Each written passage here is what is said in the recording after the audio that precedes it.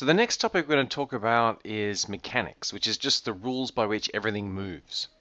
And this is one of the most foundational elements of modern physics, in fact.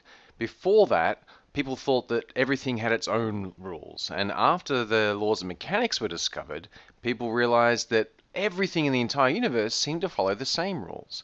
Rather than rocks being different to planets or stars, it was realized that they actually follow the same universal principles. Now, if everything follows the same physical principles, then you'd imagine that we'd be able to figure out what they were fairly quickly, because everything would be reasonably simple.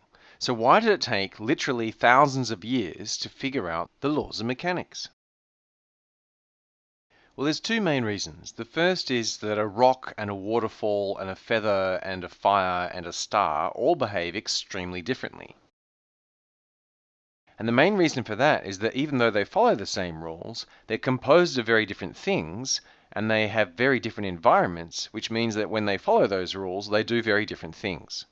And the second is the underlying rules are quite different to the apparent behavior of all the things we see around us. For almost 2,000 years, the dominant ideas of how things move came from Aristotle. And he described two kinds of motion. He described natural motion and violent motion. Now, the natural motion of something was what it would do if it was left to its own devices. And there were 5 kinds of things in the universe, according to the Aristotelian point of view. So the idea was that everything below the moon was made up of the 4 elements earth, air, fire, and water. And they all had a natural motion that was at rest, just still, and on the ground. So the earth would be in the bottom, then the water, then fire, then air. And the idea was that the ether made up everything that was in the night sky. So stars, planets, the sun, all those kinds of things. And then natural motion was to move and stay in the sky. And then violent motion was everything that you would do to make something behave against its natural motion. So for example, if you throw a rock, which is mainly made of earth, the natural motion is for it to be at rest and on the ground, and you have to apply some force to it in order to make it move. Now, I don't want to go into enormous detail about Aristotelian physics because all of it is wrong. But it doesn't look so wrong at first glance. So for example, it's hard to know whether things are made up of earth, air, fire, and water, or atoms, because we haven't seen either of those things.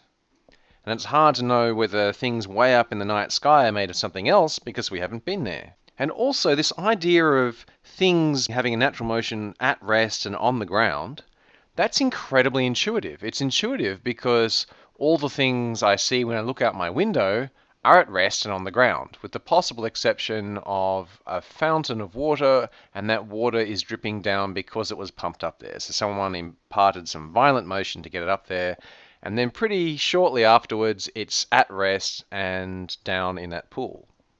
Look around the room now, you probably see a large number of objects, and they're probably at rest and sitting on things or on the ground. And so in other words, this is a very strong intuition that we have, that that is normal. And so all of this was so convincing and reasonable sounding that over the next 1,000 years it became accepted knowledge. People were taught it, educated people were taught it, would teach other people. It became Christian church dogma. And really over the next 1,000 years, the only things that happened was that various people worked on trying to improve the details of this idea of violent motion. So if you pick up a brick and you throw it, once you've given it that force, you can make it move and make it not be on the ground. But once you let go, why does it keep moving for a while? Why doesn't it just stop and be on the ground at the same time suddenly? And how do you get through the details of that? And people invented ideas of things called impetus, which is the set of ideas that try and describe from an Aristotelian point of view how something that's been thrown keeps moving even once you let go of it. And this was invented by a Greek philosopher and subsequently refined and analyzed by Persian philosophers and then eventually Western philosophers until finally it came to Galileo Galilei, who, after a large number of careful experiments and measurements and a lot of thought, came to the conclusion that the problem wasn't in an insufficiently detailed model of impetus, but rather with Aristotle's fundamental idea of natural and violent motion. And instead, Galileo said that rather than it requiring a force to make something move, if you don't apply a force to something, then it will keep moving exactly the way it was moving. So if something was at rest, then with no force it will stay at rest. But if something is moving, then if you don't apply a force, then it will keep moving. So something has the same speed in the same direction, that means it has the same velocity.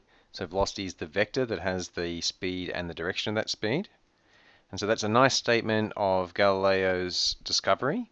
It is now typically called the law of inertia, or most commonly, Newton's first law. Newton came along much later and used Galileo's work as the basis on which he built his laws of mechanics. And Newton's laws of mechanics enabled him to quantify exactly what happens when you do have forces. So in the Aristotelian worldview, a book sliding across a desk comes to rest because that's what books do. Books, like everything else on Earth, should be at rest. In the Galilean Newtonian point of view, a book sliding across a table stops because there's friction. And if the book falls off the edge of the desk and falls toward the ground, there are two explanations for that. In the Aristotelian worldview, the book is mainly made of earth, which means it wants to be as close to the earth as possible, and so it goes down. And in the Galilean Newtonian point of view, it experiences a force called gravity. And the reason that the Galilean and Newtonian point of view really supplanted all those old ideas is that the force of gravity also explains why the moon acts the way it does, and why the moons of Jupiter act the way they do, and the celestial bodies. And so we have this common theory that describes everything that we see on Earth in terms of gravitation and everything in the sky. And so the fact that the Newtonian laws were both universal and quantitative enabled people to explain everything that they used to be able to explain and more, meant that those ideas supplanted the old ones rapidly.